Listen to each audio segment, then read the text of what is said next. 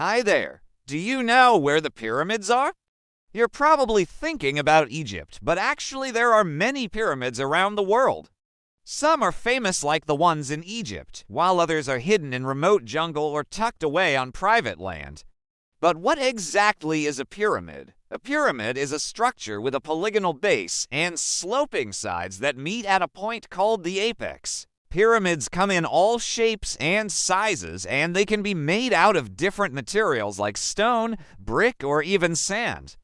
The biggest pyramid in the world is the Great Pyramid of Khufu, located in the Egyptian desert near Cairo. This iconic monument is over 4,500 years old, and it remained the world's tallest building for over 3,800 years until it was surpassed by the Lincoln Cathedral in 1311 AD. The Great Pyramid of Khufu is made up of over 2 million limestone blocks, each weighing several tons. It's mind-blowing to think that these massive stones were moved and lifted into place without any modern equipment.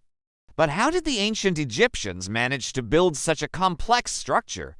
Well, that's still a mystery to archaeologists and historians, but they believe that it took thousands of workers decades to complete this enormous project. Despite its age, the Great Pyramid of Khufu is still an impressive sight to behold.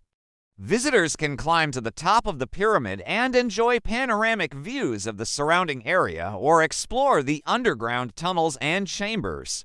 And if you're feeling brave, you can even venture inside the pyramid and walk through the dark and narrow passages.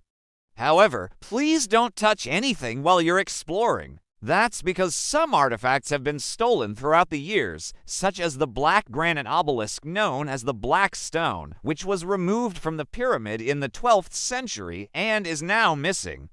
The theft of artifacts is a problem that plagues many historical sites around the world. But it's important to remember that stealing from a historical site is not only illegal, but it also robs everyone else of their shared heritage. So if you visit a historical site like the pyramids, please don't steal anything. Not only is it wrong to take something that doesn't belong to you, but it also prevents future generations from experiencing the same wonders that you did. But Egypt isn't the only country with pyramids. In fact, there are thousands of pyramids scattered across the globe. Here are just a few examples. The Pyramid of Cholula in Mexico is the largest pyramid in the world by volume, but it's covered in vegetation, so it's not as visible from a distance. The Pyramid of Djoser in Egypt is considered the oldest large stone structure in the world, and it was built in the 27th century BC. The bent pyramid in Egypt has a unique bent shape due to an error in construction, and it is one of the most photographed pyramids in the world. The Red Pyramid in Egypt is known for its reddish color, and it was built in the 26th century BC as a tomb for Pharaoh Sneferu. The Black Pyramid in Egypt is made entirely of black granite, and it is much smaller than the other pyramids in the area.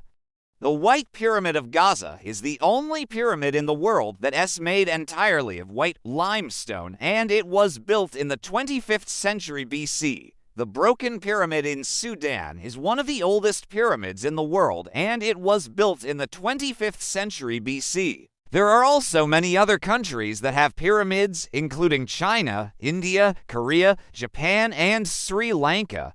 The Mayan pyramids in Central America are often stepped pyramids with temples on top, and they were used for religious ceremonies and as burial grounds for important rulers.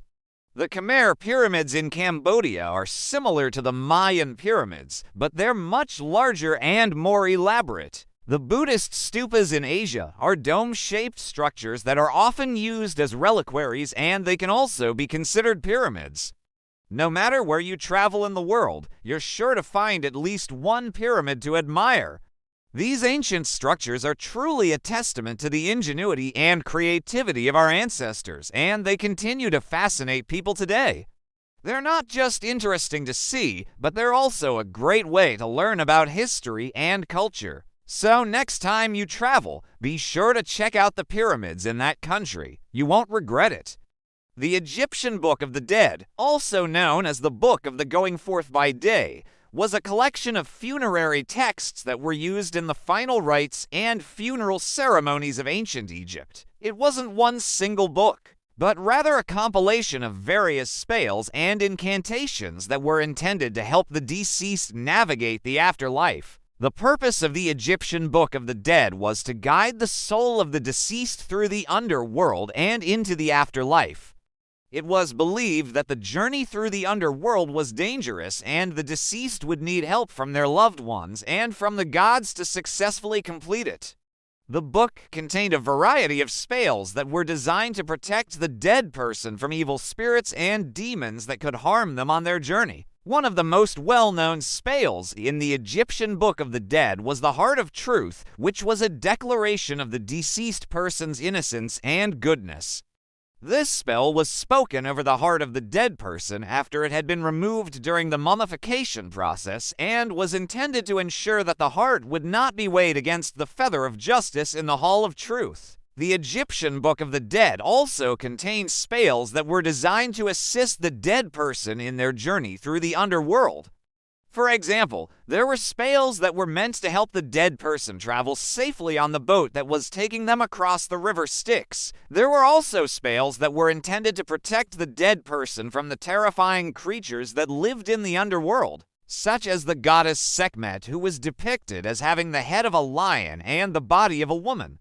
The Egyptian Book of the Dead also contained spells that were designed to bring the dead person into the presence of Osiris, the god of the underworld.